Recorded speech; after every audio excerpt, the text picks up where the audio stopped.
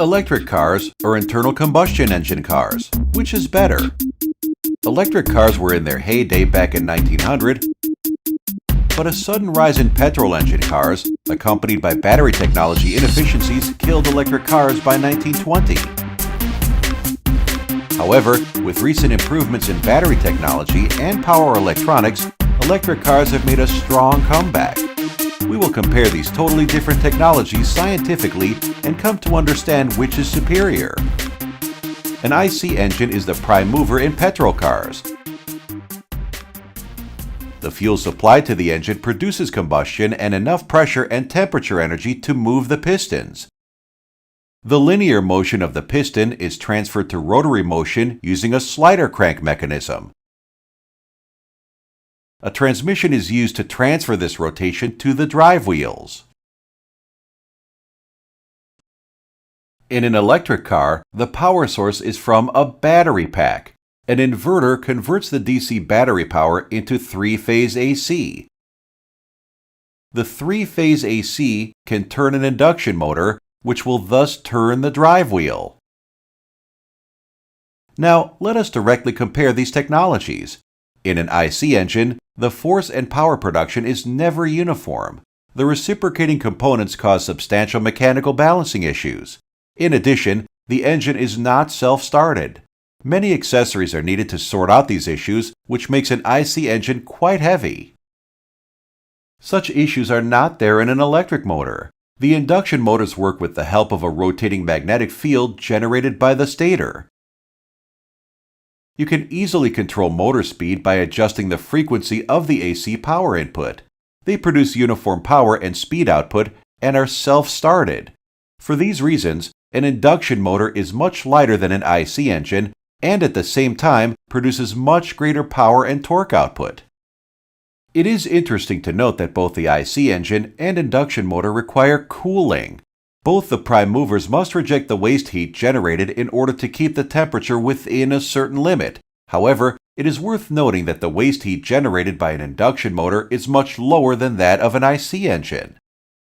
The main advantage of an IC engine car is the ease with which it can be refueled. A petrol car can be refueled in 5 minutes or less. However, recharging electric cars can take at least 1 hour as of this present moment. Another major advantage of petrol cars over electric cars pertains to their high energy density. The energy density of current lithium-ion battery is nowhere near to that of the gasoline.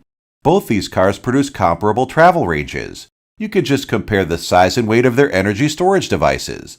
The poor energy density of the battery produces a huge weight penalty to the electric car. The huge weight of the car reduces the coefficient of friction between the tire and road considerably, making cornering difficult.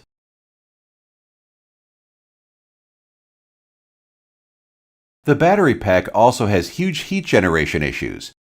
If you tear down the battery pack of an electric car, you will see that the battery pack is a collection of common lithium-ion cells that you might use in your daily life. Continuous liquid cooling is required to keep battery temperatures at normal levels. The removed heat is rejected to the atmosphere via a radiator.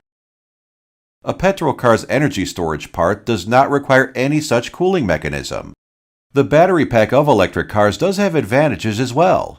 Because the heavy battery pack is sitting very low to the ground, it lowers the center of gravity and increases car stability. Thus, overall safety is increased. The large battery pack is also spread across the floor, offering structural rigidity against side collisions. Another primary difference visible from these visuals is that in an IC engine car, a complex exhaust gas treatment is needed to keep pollutants and noise at statutory levels. Now, let's compare the power dynamics of these two technologies. Electric cars are the clear winner here.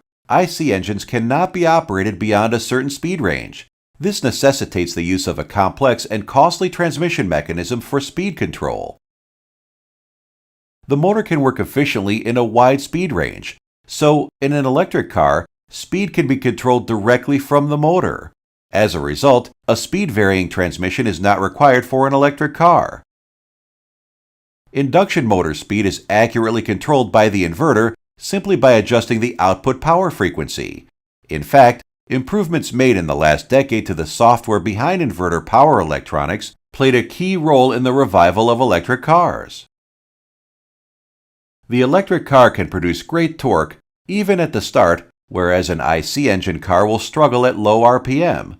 A DC motor is thus needed to take the engine to the optimum RPM range at the start.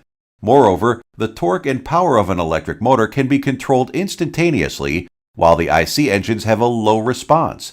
This, in effect, leads to far superior traction controls in electric cars.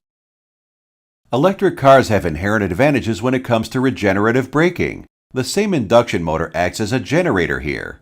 In a petrol car, in order to achieve regenerative braking, you must install a separate BLDC motor and a battery pack. Before concluding the video, let's solve the big question: which car is more economical? An electric car is much costlier than an average petrol car. However, to get the full picture, you must also compare the cost required to travel a mile. The calculation based on current U.S. gasoline and electricity prices shows that electric cars are at least 1/3 cheaper compared to petrol cars. Moreover, the maintenance cost of electric cars is also low when compared to IC engine cars.